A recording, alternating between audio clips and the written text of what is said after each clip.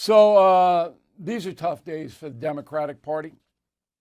They really don't know how to handle the Iranian bombing. Okay, so most of them have kept quiet. There's no leadership. The zealots, far left, of course, they don't like it because they don't like anything Trump's going to do. And that's that.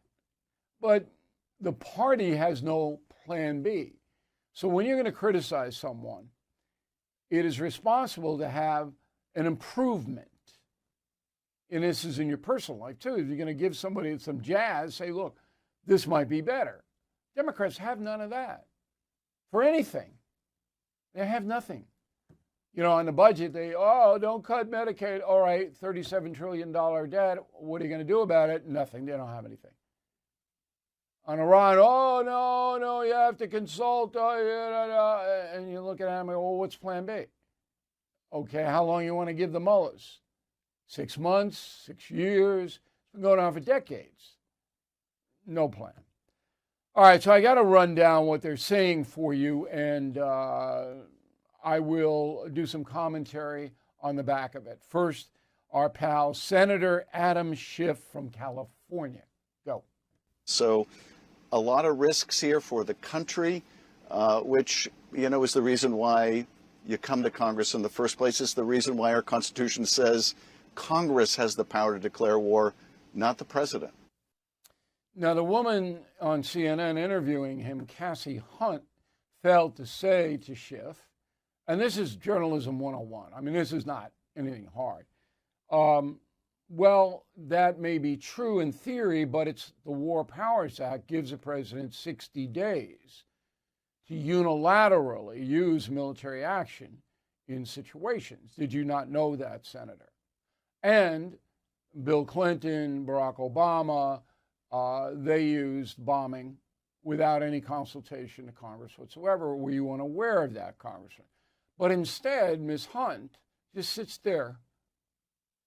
Now, I don't want to criticize her. I don't watch her enough to know whether she's good or bad. But when you're doing a top flight interview undermining the president of the United States' military action, you have a responsibility to your audience to be skeptical of what you know Schiff is going to say. You know he's going to attack it.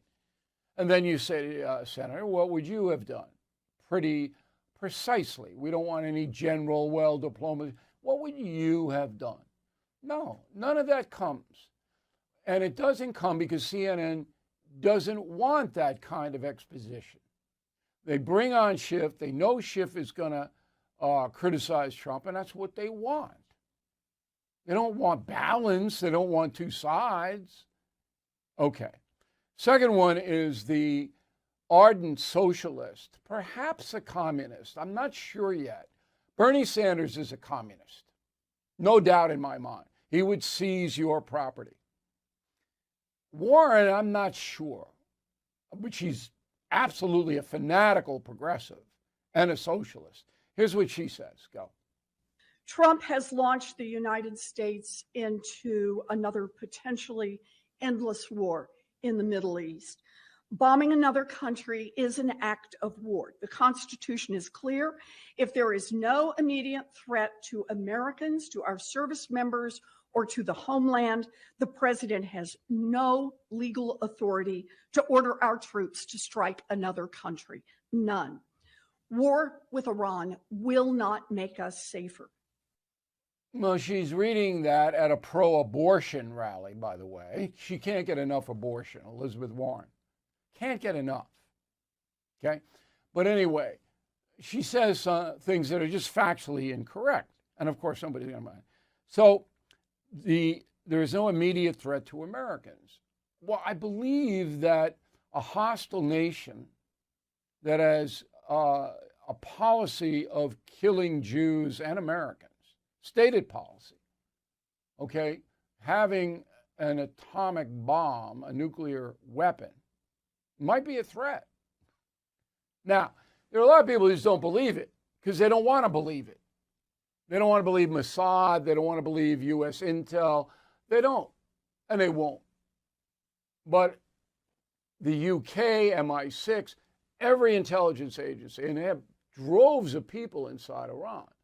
Okay, say, look, these guys were really close to enriching enough uranium to make that bomb quickly.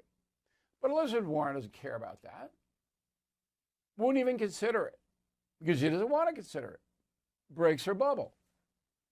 So these are irresponsible people. Now, what did Barack Obama say about the bombing? That would be nothing. How about Joe Biden?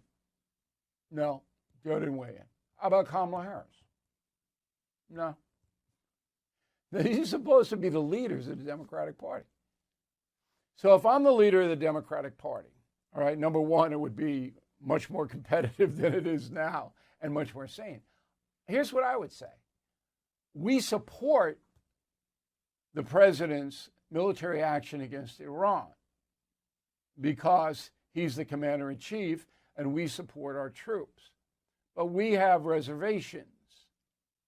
But now's not the time. He has made his decision, and we're going to support the action because we are pro-American. We're not rooting for Iran.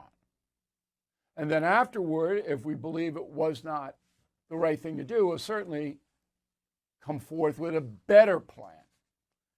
If the leadership of the Democratic Party were to do that, then people would take it seriously. Who takes the Democratic Party seriously now, other than the loons, the zealots, the hate Trumpers? Who? Nobody. It's at the lowest ebb in modern times. Harry Truman, FDR, there's nobody close to that. JFK. There's nobody close. Okay. Finally, nobody knows about the ceasefire. It could blow up tomorrow. Trump's cursing at Israel and stuff. These are volatile countries. You can't trust them. Right? They'll do what they think is best for whatever. Right? The Mullahs are a theocracy in Israel. They know that the Jews are in danger from these people. So Trump can't control that 100%. America's got a lot of power with Israel. So the ceasefire will happen, but will it hold? Nobody knows. Nobody knows. And then what happens after the ceasefire? Are there more peace talks? I don't know. I do know this, that Iran is so weak, it can't close the Straits of Hormuz or do anything else. It can't. And when it signaled to the USA that it was going to send rockets into our bases, it actually told us, the Mullahs told us before they fired them. What does that tell you? Because, well, don't hurt me anymore. We'll give you a tip. We got to do this for show. And that's what they did. And that's the memo.